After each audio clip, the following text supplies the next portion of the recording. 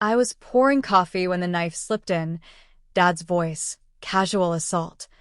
"We never asked for your handouts, Lila. Or you." The mug trembled in my hand, but the room kept chewing, swallowing, moving on. My brother Jax smirked like he'd rehearsed the line in mirror. Heat flared behind my eyes, yet I smiled. Thin, polite, lethal. They expected me to choke on it, the way I always had. What they didn't know, the choke chain had already snapped. I grew up believing love was a ledger. If Mom's car broke down, I skipped prom. If Jax blew rent on a sure-thing crypto coin, I wired the difference before sunrise. They called me steady. Steady is just another word for invisible. Outsiders saw our Christmas cards, golden retriever, matching flannel, Grandma Ruth's pecan pie, and envied the warmth. Only Ruth ever asked what I wanted. Her attic smelled of cedar and chamomile. She'd press a chipped mug into my palms and whisper, "You're allowed to want, too, bird." After the funeral, I kept her key on the same ring as my apartment.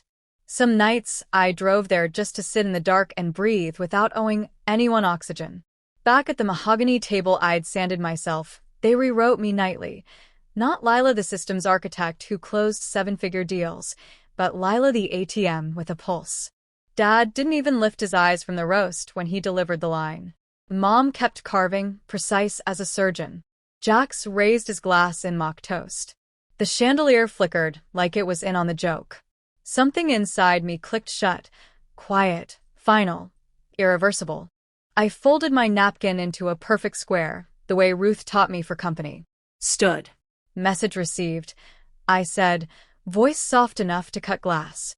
Dad waved me off. "Good. Pass the gravy." I left the gravy, took my coat, and walked into the December air sharp enough to taste metal. My reflection in the storm door looked older than 34, shoulders curved from carrying ghosts.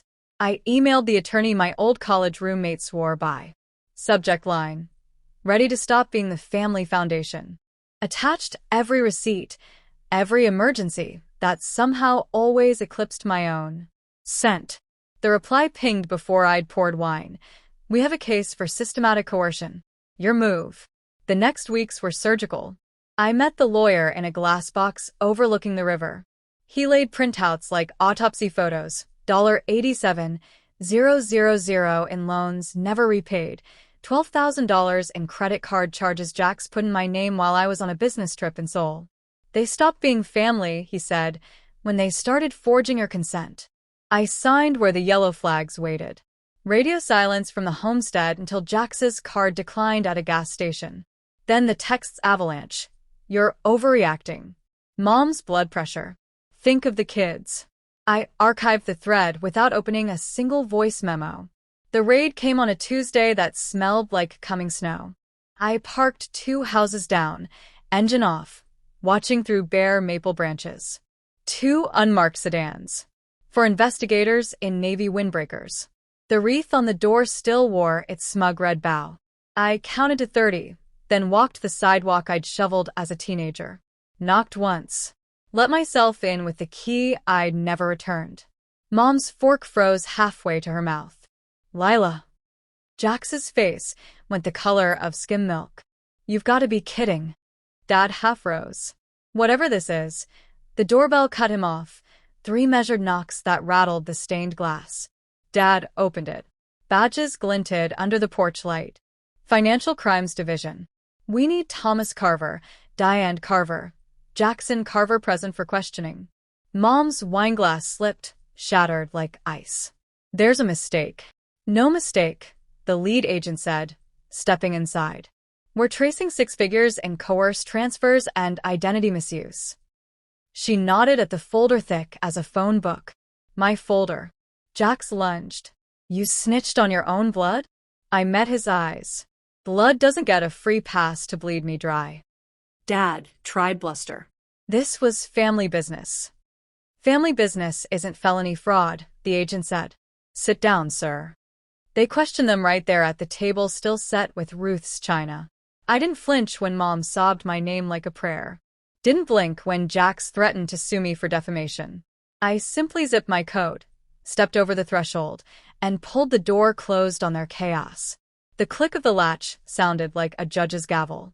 Fallout arrived in fragments. Jax's job suspended pending review. Mom's book club dissolved when the story hit the neighborhood app. Dad's golf buddies suddenly had tea times conflicts. I changed my number, moved 3 states south to a loft with south-facing windows and a balcony big enough for basil and silence. Some evenings I water the plants and replay Ruth's voice. You're allowed to want.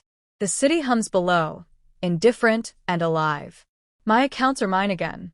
My weekends unscheduled. My reflection in the glass door no longer hunches. They still send letters, apologies typed on the old family letterhead, promises to repay if I'll just call off the dogs. I file them under evidence and water the basil. The silence they begged for is theirs now, thick and absolute. Mine is lighter, the sound of a life finally, fiercely my own.